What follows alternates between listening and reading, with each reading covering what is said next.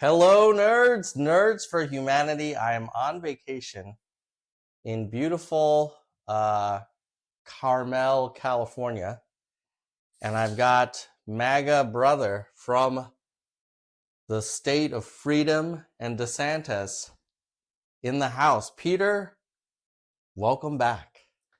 Welcome, Tom. Welcome, nerds. I have to suggest that you seem a little bit down right now. Tell me how you're feeling and how are things going in the MAGA world? Well, Tom, as many people have noticed, the news cycle has been can I say just tumultuous? Yeah, you can say whatever you like. 48 hours, 24 hours, and especially the last week.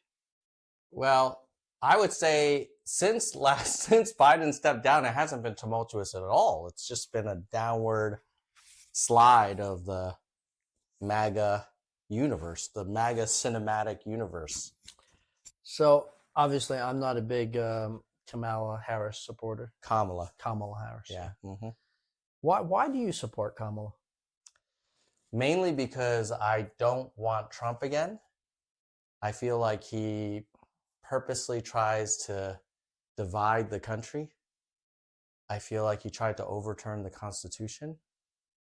I think you didn't like Trump even before the so-called Jan 6. And and prior to that, I was not impressed with his ability to hire people and retain talent. I felt like his administration was chaotic, and I didn't feel like he had a great grasp of the details. He did fire a lot of people, and there was a lot of people that quit. Like record turnover. But you could say the opposite for Biden. He doesn't have a track record of firing anyone. In fact, Kim Cheadle had to resign and had a horrible congressional hearing. And that would have been such a great argument if Biden were your opponent. But he's no longer running. And that's why I'm so happy. Yes.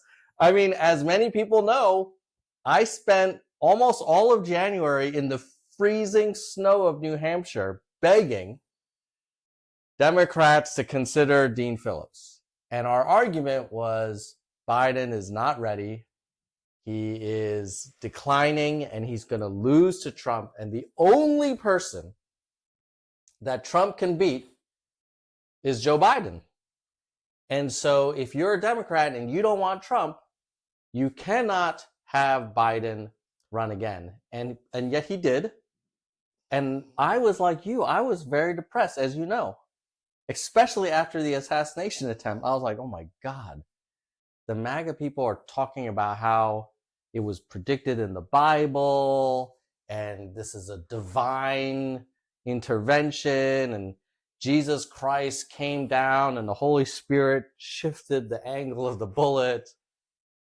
And I was like, oh God. And if Biden doesn't drop out now, we're screwed. And, Biden might even have some, false belief that, now the country needs me more than ever, all this crap. So I was very sad. And I was already, I'll be honest with you, I was already planning for 2026 and saying, look, we're going to lose. You mean the midterms? Yeah. Mm-hmm. We're going to lose 24. It's going to be a bloodbath. This red wave will be for real. And thank God he got COVID. Now I don't want him to be sick.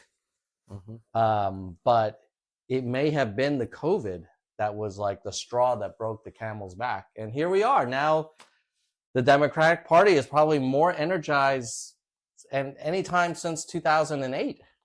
Oh, I'll give you that, Tom. I mean, obviously the media has chimed in lockstep in coronation of Kamala. Mm-hmm. But back to my original point. Why the media? But the media didn't give $200 million. That's all Democratic registered. That voters. Was pent up demand. Let's see whether the fundraising continues, because that was you guys said pent up demand. You should get 100. The spigot was turned off for Joe Biden. We know. Yes. That, right? Okay. So and it was turned on for Kamala. All right. So basically, they released the money that they had pledged for Joe Biden. All right. So but back to the whole thing. Why there's such dislike for Trump? Because I don't think he did. I think he did a great job as a president. Other than the firing, other than him tweeting stuff. Well, I disagree with him on climate. I disagree with him on... So climate is a big thing for you. Yeah. I also disagree with him on his opposition to comprehensive immigration reform. I disagree with him on... But he was already... I felt that he was already doing a good job with the border when he was president. That's not comprehensive immigration reform. The border is like one... It's like someone has cancer and you're like, oh, they have some lesions on their skin. Like, we need to solve the root cause. And the root cause is an asylum process that is no longer relevant and appropriate for 2024. But you Democrats always seem to welcome all these migrants with open arms. So, I mean, and it's almost looked down upon, or we're racist, or we're xenophobic, or we're supposed to be the Statue of Liberty country if we don't just let in millions and millions of people. And in fact, you Democrats have openly 3, 4, 5 years ago declared that these are welcome. They're welcome. You welcome them into your cities. So you've created a perverse incentive. Let's call out two things that I think you'll find interesting. Yes. One is when Obama was president, he actually deported more people than any other president in modern history. Number two, he was a Democrat, in case you didn't know. Number two, Trump has polarized immigration so much that he made it so that moderate Democrats were uncomfortable supporting anything that looked close to what Trump was advocating for.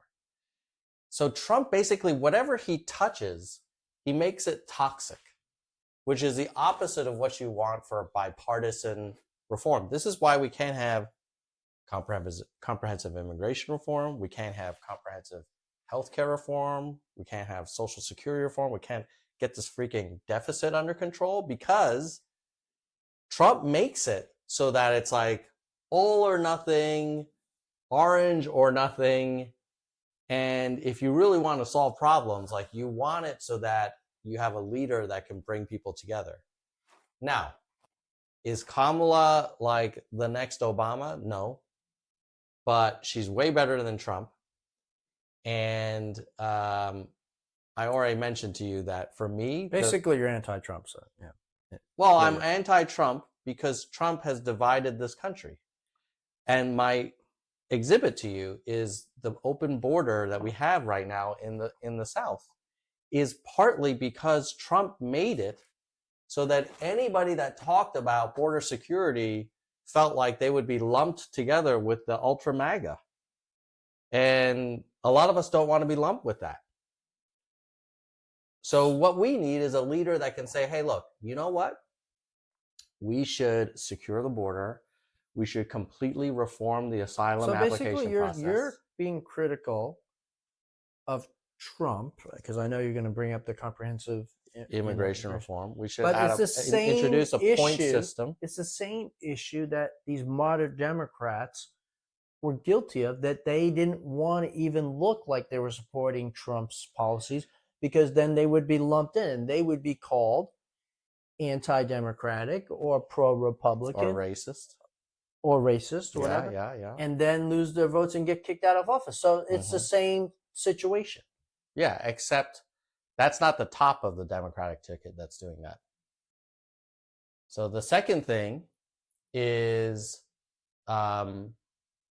if you want to look at immigration reform, you have to also reform how visas are issued. And you actually have to issue more visa permissions to work for highly sought after skilled labor. And we're not doing that. But the people coming across the border don't seem like they're highly skilled. They're not. And so, but when have you heard Trump talk about that?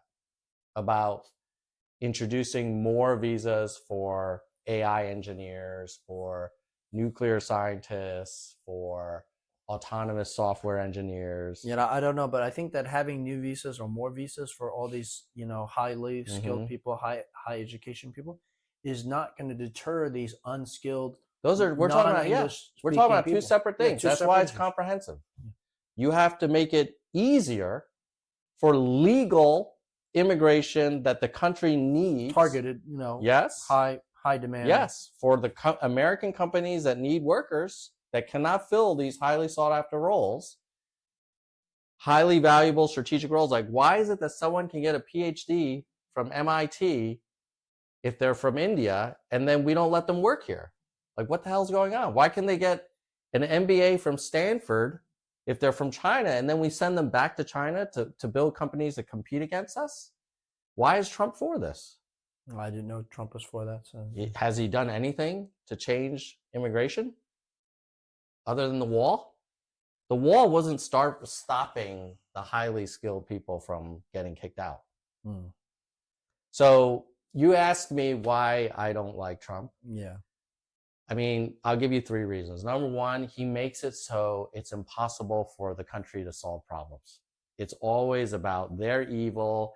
They want, you're not going to have a country anymore if they win. No, the Democrats are saying the same, that they say Trump is an existential threat to democracy. Well, he did try and overturn an election where he tried to stay in power. That is the definition of anti-democratic. It's like having a king. Like when all those red state governors certified the election results. They should know if there was massive fraud. So anyhow, you think that he's divisive, right? I think he's divisive, and because of that, and I'm not the only one. If you look at the polls, the only thing Trump had going for him, Joe Biden. Now you don't have it. And that's why the MAGA cinematic universe is like apoplectic. They don't know what to do with themselves because they were gearing up to walk all over Joe Biden and beat him like a drum. And we all saw that debate. It was a disaster. Could you imagine if he had to do another debate in September? He probably wouldn't have been able to finish it. So what is what's the situation right now? Because I can't watch the news anymore, even though I watching it all the time. I mean, I say I can't watch, but you do watch. I do watch. Yes. You don't like what you're hearing. I don't like what I'm hearing. No. Yeah. So right before he stepped down, there was like almost no pathway for the Democrats to win. Right? We were losing in pretty much every swing state. Yeah. And the fact that Joe Biden was losing to Trump is a good example of how bad of a candidate Joe Biden was. And I'm very grateful that he finally stepped down. He really took us to the brink. He should never have run for re-election in the first place. And that's what a lot of people were saying, who were supporting Dean Phillips and any alternative to Biden. Mm-hmm. But they got silenced. And here we are, ready to start the Democratic National Convention with a new nominee, new energy. Mm-hmm. And we're recording right now. We're recording right now. Can you give us a few minutes? We're recording his We're nerds. Recording a video now. Oh my God. Hold on. So yes, nerds. Now I'm gonna also ask Tom, welcome. We're recording live on the internet right now. Just go in here, maybe. What? Thank you, Lynn. What? Thank you, Tom. All right. So I can edit that part out. Okay. So now we're about to start the Democratic National Convention. It's like nobody even remembers the Republican National Convention. That's like what happened there. It was so, the bandage and everything, that's done. And then, oh, by the way, the JD Vance pick, really terrible. It's sort of like a team that was winning so much at halftime. They were just like drinking beer in the locker room. And then all of a sudden the other team swapped out the quarterback and was like, yeah, we're going to take the 82-year-old guy out of there. and we're going to put in our, whatever, 59-year-old. And now you have the oldie.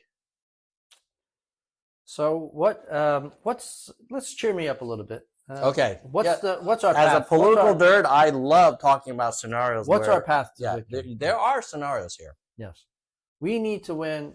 Whoever wins Pennsylvania wins. Or? Well, you need like Pennsylvania, Michigan, Wisconsin, like at least 2 out of those 3. What are like the swing states? So obviously California and Florida are spoken for, right? Yeah. Was there any chance that we could have won California with Biden? Never. Okay. Never. Or New York? Never. That would be like the Democrats winning like Alabama. It's just not going to happen. Okay. So what are the quote unquote swing states? This how many? You've got Pennsylvania, Michigan, Wisconsin, and maybe Georgia. Georgia, only 4? Yeah. 4? Maybe Arizona is, I think, pretty safe for the Republicans. Did we lose Arizona last time? Or? I can't remember. Let's see. Hold on. There's my phone. We lost Nevada last time or no? Let's see. Hold on. Let's see what happens. Let's ask ChatGPT.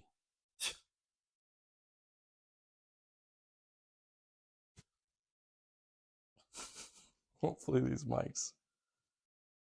Come on, ChatGPT. Oh my God, this is terrible. The internet here sucks. The internet does suck. We are totally in the boonies. Okay. Anyhow, so those are Wisconsin, Pennsylvania, what? Michigan. Maybe Georgia. Yeah, that's it. So Georgia looks like it's probably going to go to Trump, I think. Right?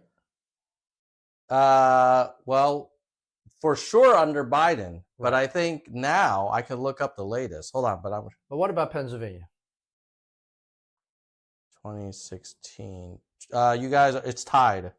Pennsylvania's tied? Yeah. So those are the only states we really need to look at for the next few months. So I can ignore everything else. Pretty much. Okay. I mean, which is another whole nother topic of how screwed up the system is. That why is it that where was the Republican National? It was in Milwaukee. Was it in Milwaukee? The Republican one? Yeah. I think you guys had it in Wisconsin. In Wisconsin, right? Yeah, so that is a swing state for a reason, right? So how close? What's the situation like in Wisconsin? Okay, hold on. Let me tell you. Yes. So yeah. Give me some good MAGA news. Joe Biden beat Trump thanks to wins in 2020 in the following swing states: Pennsylvania, Arizona, Georgia, Michigan, Pennsylvania, Wisconsin. Wow. States that Trump won in 2016. Jeez. Okay, so now let's see how your man Trump is doing in those swing states. Yeah, let's just focus, on the swing states. Yeah. So now I'm going to pull up the latest swing states. And okay, Georgia, Harris 48, Trump 47. Pennsylvania, Harris 47, Trump 48. Arizona, Harris 47, Trump 48. So you guys, it's like head to head right now. And here's Wisconsin, Harris 48, Trump 48. Wow. Nevada, Harris 45, Trump 46. This thing is razor sharp. It is razor sharp. So as much as there's like high Democratic energy right now, it's like we've gone from losing to now like razor thin tie. And we're acting like it's done because we were in such a depressive state. You were in doldrums. Yeah. Doldrums. Just the valley of despair. Right. And so now we just get like a little drip of water and we're like, let's go. So how can I manage my time properly, Tom? Because like this thing has been sapping up so much of my energy. I'm watching CNN, MSNBC, Fox News, Newsmax, News Nation, blah, blah, blah. maybe I should just focus on those swing states and maybe just watch it once a week. What do you think? I mean, like, it's like the media is meant to captivate, and it's like a Yes. train wreck, and they want Yeah. this feeling, they Yeah. want this addiction, and I think it's actually very bad. It is bad. Yeah. And they profit Oh from yeah. making us think that the other side is anti-American and idiotic and almost like dehumanized. Both sides do this. Like, there are plenty of Democrats that have a caricature of Trump voters, which I'm pretty sure is not accurate. And I know there are caricatures of Democrats that some of the places you get your information that are just completely mischaracterizations of most Democratic voters, but they all make money from it. Is DEI such an important political topic? Because it's important to the Republicans. It seems to be. You guys talk about it more than the Democrats do. Like, literally. That and trans. Right? Yeah. You guys talk about all the time. And I live in California. We were watching the Olympics, which I boycott because I you don't boycotted, believe it. Right? So I live in California. Yeah, I would know if DEI and trans is something people talk about every day. We don't. What we talk about, you guys support that though. That's obviously yes, I do support diversity, equity, and inclusion. Like, why wouldn't you?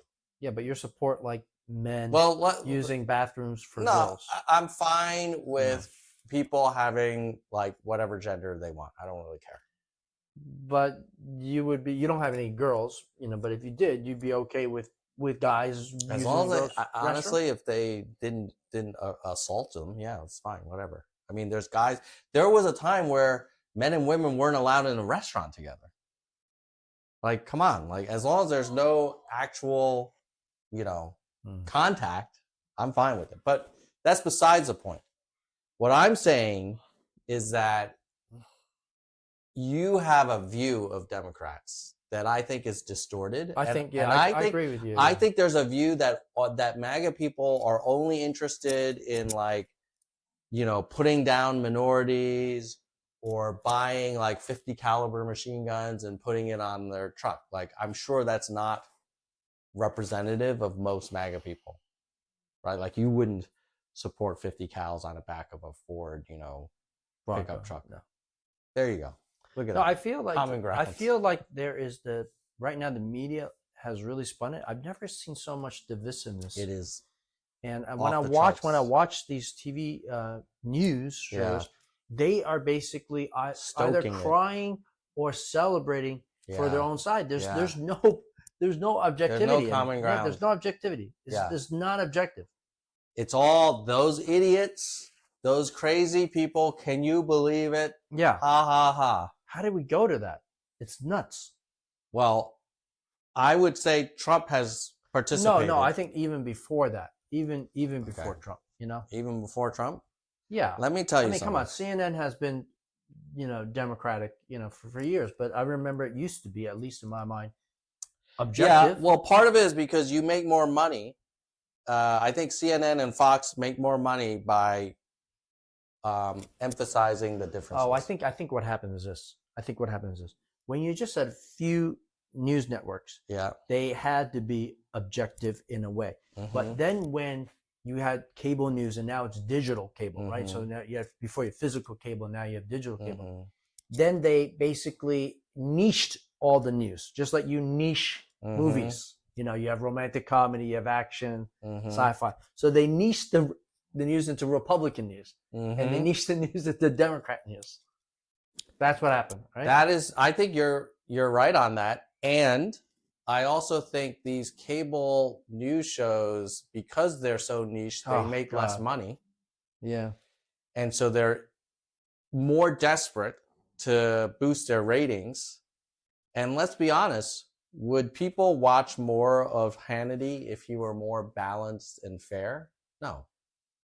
That's not why they watch Hannity. They watch Hannity to get worked up. It's like watching like WWF wrestling. Yeah. Like Hulk Hogan. Same thing with Morning Joe, MSNBC. Yes. Same thing. MSNBC is the same thing. So, yeah, they've made politics almost like sports where you hate the competition, you know? yeah, yes. It's turned into a sport or some strange kind of like, It's not healthy. no, it's very unhealthy. And the people who are benefiting are like Sean Hannity makes millions and millions of dollars, probably tens of millions of dollars. You know, Tucker Carlson makes tons and tons of money. And so does Rachel Maddow. So they are all benefiting. They love stoking it up. And meanwhile, the rest of us are blooding each other up, sometimes literally, and ending up pissed off with a country that's busted and can't even fix itself. Right. So let's maybe wrap this up. Yeah, wrap this up. All right. So takeaways. What are your predictions? Do you want to make some predictions? I don't have any predictions. I do have hopes. I mean, okay. What are your three hopes? I still support Trump. Mm-hmm. And I believe that if he gets elected, he will shut down the border, and he will have some form of mass deportations, and he will bring peace back to the world stage. Which under Biden we have the debacle with Afghanistan, we had the Israel with Hamas, we had Russia invading Ukraine. If by unfortunate circumstance Trump is not reelected, and we get a Democrat like Harris, I just hope she does the right thing in terms of shutting down the border. I think she will. I mean, this is a former state attorney general who probably locked up more people than a lot of Republicans did. Well, how is she going to turn it on a dime? Because basically, as you admitted to me, off camera a few months ago, Biden did everything that Trump overturned all of Trump's policies at the border on day one of month one. In his zeal to be anti-Trump. Anti-Trump. So he threw the baby out with the bathwater. So he could have left all that in place, perhaps, and just toned down the rhetoric, and it would have been okay. Because I don't know if it would have been okay. We had to remain in Mexico, right? Well, I think Title 42. Yeah, but Title 42, I think the court said was only allowable during a global pandemic. Well, you could say there's a global pandemic still. I think that would have been challenging the courts. My point is, how is she going to, assuming you don't have any new immigration law, what is she going to do? She's got to do executive orders. Well, the Democrats did agree to Democrats and Republicans did agree to a bipartisan immigration I'm saying bill. If there's no bipartisan immigration Why? bill. Are you saying the Republicans would block it? I'm just saying, if there isn't, what can she do as a president? I mean, she can do some executive orders, but they're just like Band-Aids. Why? I'm not interested in executive orders. Yeah, well. We had a deal that the Republicans in the Senate and Congress agreed to. Now, if Harris wins and suddenly they're not for it because they want to make her lose in 2028, that'll be sad. I feel that Biden... Now, I was listening. Maybe Biden deliberately did that stuff, undoing all of Trump's good executive orders to force a bipartisan bill. Hold on a second. Well, what is it? Why do you need to go into mom's bathroom?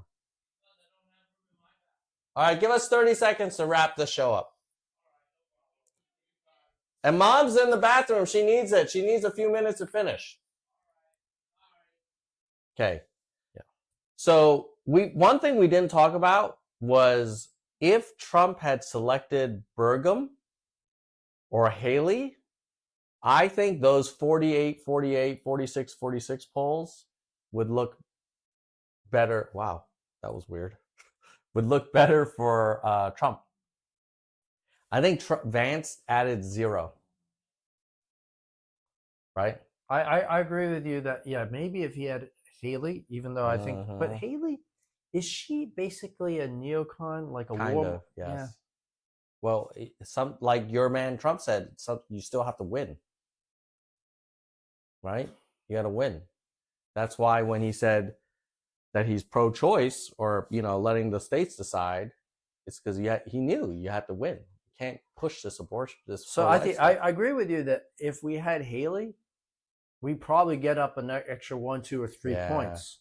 And that's all it takes, man. Because Biden only won, I think, by like 14,000 votes in like 3 states. So what to do now?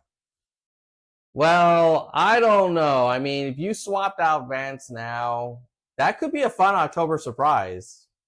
And normal politicians would never do that, but Trump is Trump. How would Vance feel?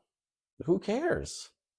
Vance doesn't even deserve that role. Like, he just got picked out because like Don Jr. and him were buds. Like, they're bros. So you're saying do an apprentice style firing, and then just you're fired. And then the question is, who would he pick? Probably have to pick a woman. Can he add anyone just like that? Normally you can't, but is there a process? Like, well, this is a guy that tried to turn over an election. No, let's not go there. Let's not go there. Well, what I'm saying is there's nothing that this guy won't do. No, well, so he wasn't Vance like... No, well, you know what? He could say, look, Vance is the name on the ballot, but I'm going to make some changes. And I want to introduce you all to my good friend, you know, whatever, Stefanik or something. And people will be like, whoa. And the whole media, you know, would be talking about, well, can he do it? Can't he do it? Will he do it? Won't he do it? Oh my God. So, and then let's also remember there will likely be an October surprise coming out about Harris or about her running mate. I mean, we are neck and neck now. So as fatalistic as you seem right now, like, you've just gone from being up like 10 points to now being tied. So there's for sure a chance. It's just, it was guaranteed win for you before. It was like the fix was in for Trump. And now it's not. Yeah. All right. Well, thank you for... Yeah. I feel a little better, you know. There you go. That's brotherly love there, even for my MAGA brother. Let us know in the comments what you all think. Am I being too smug? Is Peter being too depressed? Or, you know, what do you think is going to happen? But either way, I think we both agree that Joe Biden gone is good for the Democrats. Yeah, unfortunately. Bye, nerds. I think that was good.